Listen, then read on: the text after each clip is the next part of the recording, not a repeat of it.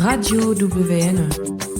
Cléo Schweitzer, tu es sur la liste Mulhouse en commun avec Loïc Minéry. Et donc, peut-être essayons de rappeler ton parcours. Comment est-ce que tu as commencé en politique ? J'ai commencé sur la liste de Jean-Marie Bockel en 2001 au nom de la parité. Et un certain adjoint à la culture qui s'appelait à l'époque Michel Samuel Weiss a proposé mon nom parce qu'il me connaissait, parce qu'à l'époque je faisais pas mal de choses avec un certain Jean-Luc Wertenschlag. Voilà. Et c'est comme ça que j'ai été élue, réélue, et depuis je suis élue d'ailleurs, au conseil municipal de Mulhouse. Et Michel Samuel Weiss, alias Samu, est devenu ton ennemi. Mais donc PS 2001 avec Jean-Marie Bockel, conseillère municipale. Et après, qu'est-ce qui s'est passé ? J'ai été élue sans étiquette en 2001, je n'étais pas au PS. Et puis peu de temps après mon élection, j'ai adhéré au Parti Socialiste parce que je pensais vraiment que ça faisait partie de l'arsenal qu'il fallait avoir pour changer les choses. Et puis je me suis rendu compte que pas du tout, c'était pas suffisant et que même encarté, on pouvait vivre des choses assez surprenantes, n'est-ce pas ? Et donc j'ai quitté le Parti Socialiste à l'époque où Jean-Marie Bockel a commencé à se rapprocher très sérieusement de Sarkozy. Tu as quitté le Parti Socialiste en même temps que Bockel ? Non, avant lui, peu de temps avant lui, et j'ai rejoint ma copine conseillère municipale Jamila Sonzoni, qui était chez les Verts à l'époque et qui m'a proposé de venir chez les Verts. Et donc on a fait équipe ensemble et on a rejoint les bancs de l'opposition en désaccord évidemment avec ce qui se passait à Mulhouse. Et donc après, tu t'es énervé avec les Verts et tu es revenu au PS ? Pas du tout. Ce qui s'est passé, c'est que Pierre Freiberger, à l'époque, a rejoint les bancs de l'opposition. Et au municipal de 2008, moi, il me semblait évident que tout le monde devait faire une liste ensemble pour gagner Mulhouse. Et que Pierre était le candidat légitime pour être tête de liste. Et les Verts locaux n'ont pas voulu suivre. Voilà. Donc, il y a eu dissension au sein du groupe local mulhousien et j'ai été virée des Verts parce que j'ai défendu bec et ongles la candidature de Pierre qui était la bonne candidature. Mais tu as été conseillère régionale aussi à un moment. Oui, j'ai été conseillère régionale puisque les Verts m'ont exclu suite à mon choix de soutenir Pierre comme tête de liste. Et donc j'ai rejoint le Parti Socialiste qui renaissait de ses cendres après le départ de Jean-Marie Bockel. Et j'ai été élue, alors pas tout de suite, mais j'ai été élue effectivement 2 fois conseillère régionale. Et ça sert à quelque chose d'être conseillère régionale d'opposition ?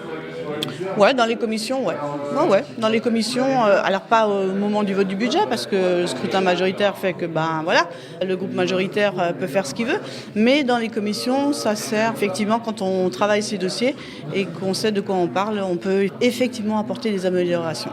Ok, revenons au municipal. Donc en 2020, tu es élue conseillère municipale sur la liste de Laramillon Renaissance. Enfin, je ne sais pas si ça s'appelait comme ça à l'époque. Macroniste. Elle n'était pas Renaissance à l'époque. Elle était soutenue par Macron et pro-Macron, avec Anouar Sassi, avec Franck Heurter et d'autres. Ça vient d'où ça ? Plein de gens de gauche, etc. À l'époque, la liste de gauche n'avait pas souhaité partir avec le Parti Socialiste et moi je pensais que Lara, qui venait de quitter les LR, n'allait pas prendre d'étiquette. Et qu'on allait faire une liste sans logo politique et une liste où les gens localement pouvaient s'entendre pour un projet municipal. Donc on a écrit un projet municipal ensemble, mais c'est vrai qu'en cours de route sont arrivés les partis, etc.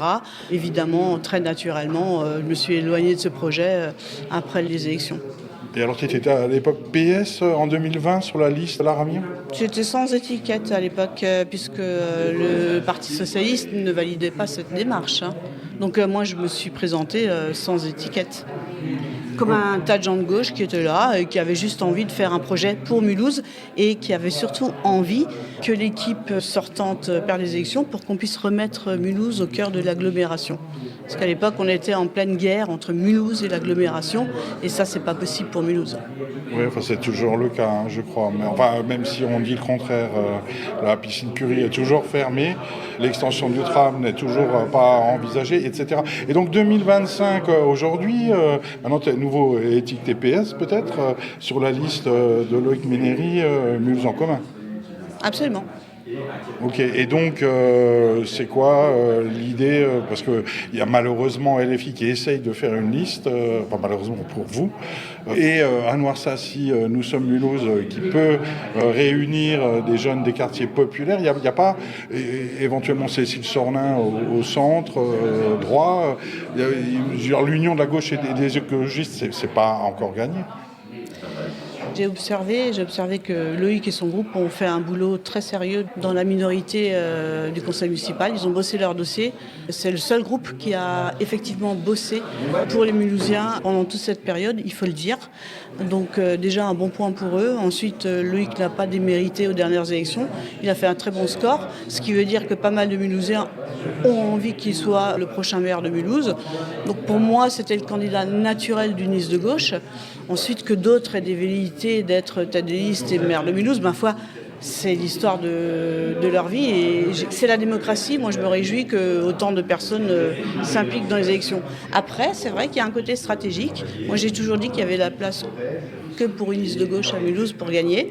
Je l'ai dit en 2008. Les faits m'ont plutôt donné raison. Donc je le redis aujourd'hui. Et je l'ai dit à tous ceux qui sont potentiellement concernés. Donc je pense qu'il faut fermer la porte à personne. Il faut continuer à discuter. Il faut peut-être que certains se comptent puisqu'ils ont envie de le faire.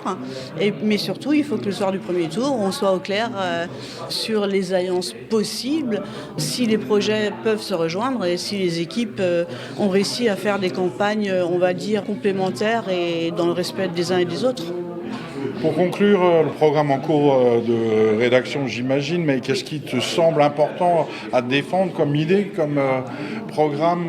Il y a quoi qui te fait avancer dans ce programme à venir? Ce qui me ferait avancer dans ce programme, c'est de savoir qu'on va s'occuper du quotidien de tout le monde et pas que des grands projets parce que, en fait, les gros investissements prennent le pas à Mulhouse et donc on a l'impression que la gestion municipale, c'est ça. Mais en fait, on oublie le quotidien, on oublie de régler les petits problèmes, ce qui empoisonne la vie des gens et qui ont l'impression qu'on les oublie d'ailleurs. Il y a pas mal de personnes qui me disent bon, en fait, vous faites rien pour nous, regardez ça, regardez ci, j'ai écrit à la mairie, on ne me répond pas, les instits me disent mais nous on a des travaux à faire mais c'est des petits trucs, il n'y en a que pour les gros chantiers. Donc la gestion municipale c'est aussi les petits détails et j'ai envie qu'on s'occupe de ça. Après évidemment il faut avoir une vision à long terme et je pense que si aujourd'hui on n'est pas lucide sur ce qui arrive, c'est-à-dire une ville à 50 degrés dans quelques années, potentiellement des aléas climatiques très importants et les aléas sociaux et économiques qui sont là devant nos portes, je pense qu'on passe à côté de ce que doit faire aujourd'hui une politique municipale, c'est-à-dire prévoir, parce que gouverner c'est prévoir, avec les outils évidemment qui sont ceux d'une équipe municipale. Oui, un point que j'ai oublié, donc on peut revenir. Ouvrons les portes, collectif que tu as créé, Cléo Schweitzer, avec Anouar Sassi, oui. qui se transforme aujourd'hui en liste municipale Nous sommes Mulhouse. Tu peux nous raconter ça?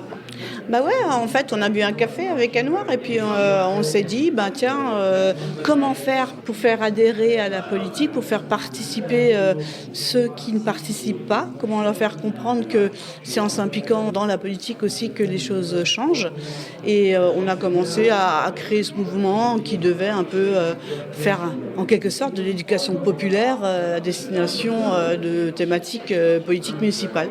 Et je ne regrette pas du tout parce que même si moi, pour des raisons personnelles, j'ai laissé tomber le projet parce que j'étais beaucoup en déplacement, je trouve que ça a dû porter ses fruits puisqu'aujourd'hui Anouar propose une liste et donc après... ne perdons pas de vue que l'union fait la force. Merci beaucoup Cléo Schweitzer. Radio WN.